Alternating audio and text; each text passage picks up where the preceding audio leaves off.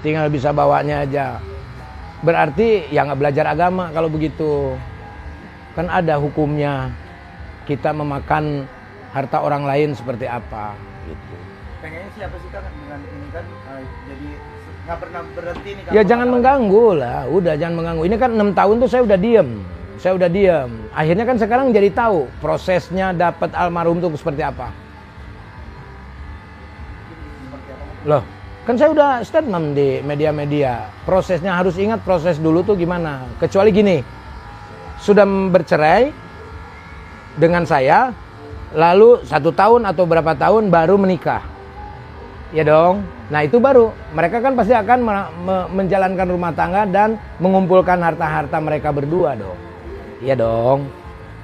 Nah ini kan posisi dia bareng posisi masih menikah dengan saya.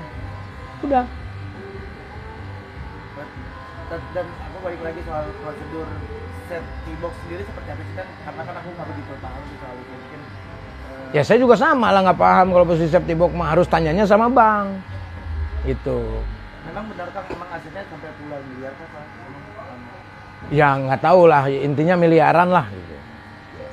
Tapi kan jadinya kan bertanya-tanya ya, ibaratnya kan kemanain tuh duitnya gitu mungkin karena kan ini kan ya nggak tahu ya salah nih, kadang-kadang semua wartawan tuh salah kalau nanyanya ke gua kemanain duitnya, kan yang bawa dia ya kan gitu. Makanya tanya asisten-asistennya, makanya semua wartawan itu tanya dianya, asisten almarhumah, supirnya almarhumah yang selama hidup, bagaimana keadaannya. Masa harus dari mulut saya kan gitu. Saya ngomong juga itu kan hasil dari mereka yang berbicara kepada saya. Bagaimana dia itu. Ini banyak banget orang-orang dekat dianya juga yang mau ngomong speak up gitu loh. Jadi banyak yang lapor ke Kang Sule sendiri ya kan? Oh iya. Iyalah prosesnya. Kan saya tutup rapat, menutup aibnya almarhumah pada waktu itu selama 6 tahun. Gitu loh. Dan Kang Sule inginnya apa sih? Ibaratnya kan pengen udahlah kekeluargaan aja apa gimana sih Kang? Karena kan ini kan saya nggak ada urusan mas. Kan saya bercerai, saya kasih rumah sama Ruko, selebihnya dia punya uang dan dia dititipin uang sama Iki, ya kan? Jadi udah nggak ada urusan sama saya. Kan udah hak anak-anak. Ya. Yang urusan itu adalah uang Iki. Nah itu nanti terserah Iki. Apa Iki pasti akan mau mengambil haknya dong, uang 5 miliar itu. Nah kalau uang itu nggak ada, ya tergantung dari Iki. Apakah itu masuknya penggelapan uang? Bisa dilaporin. Jadi tergantung semuanya tuh tergantung di Iki. Iya, Iki. Tapi udah ada omongan nggak sih Iki dengan Ada, cuma Iki saat ini sibuk, masih sibuk. Ya tunggu aja nanti.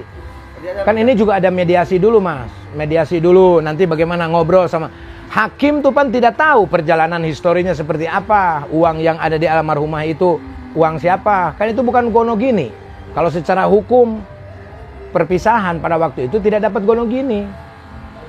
Berarti itu nanti ada rencana. Dan udah ada surat wasiat yang dikasih oleh almarhumah bahwa itu sudah disampaikan untuk putri. Putri yang mengelola semua. Urusan nanti Bintang dapat atau tidaknya itu kebijakan dari kakak-kakaknya dan juga hukum. Berarti semuanya sebenarnya kalaupun juga Putri dan Iki tuh kalau mengurusi anaknya dari Kang Teddy sendiri sebenarnya nggak masalah juga kan? Loh, ya nggak masalah, itu kan kakaknya walaupun tiri. Kita berbicara tentang manusia, bukan berbicara tentang sakitnya hati. Ya, kalau berbicara masalah sakit ya sakit lah. Ya dong, cuman kan sesuatu hal yang terjadi mau gimana lagi. Gitu. Saya mengajarkan anak saya untuk tetap mengasihi siapapun. Sekalipun itu anak tiri yang bapaknya pernah menyakiti ayahnya, ya harus mengurus secara manusia lah. Kan gitu. Berarti semuanya nanti tergantung dari media. Tapi tidak ada hak kakak-kakaknya untuk berkewajiban mengurus. Yang mempunyai tanggung jawab itu adalah bapaknya lah. Gimana? Harusnya bapaknya yang menghidupi. Tidak ada gitu.